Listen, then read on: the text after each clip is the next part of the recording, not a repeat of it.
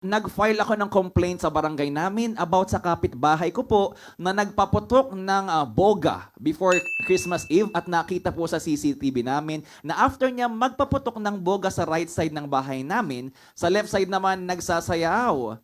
Ayan, at may mga ginagawang hindi magandang signs, senyales yan. Bastos na Tinutok niya sa harap ng gate namin ang boga niya. Inamin naman niya sa pagharap, baka yung paputok bang malakas yun? Okay. Yan.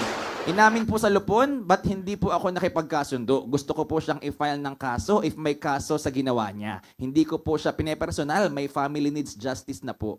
Yun, Alam mo, sabi niya. So mukhang nag-ingay. dapat magpagbatiin na lang to eh. Punta po kayo sa POMI, Jason. Ang away barangay kapitbahay, pinagbabatiin na lang yan eh. Yung Mahirap matulog na kaaway mo yung kapitbahay mo eh. Di ba?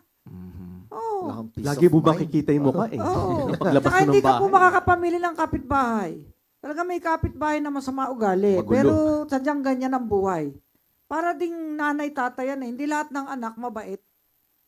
O, may lalabas na black sheep. Ganun. Sa kapitbahay, ganun din. May black neighbor. Ako brown. Brown Brown sheep. sheep. Brown Kaya sheep. nga, pamijate na lang din natin.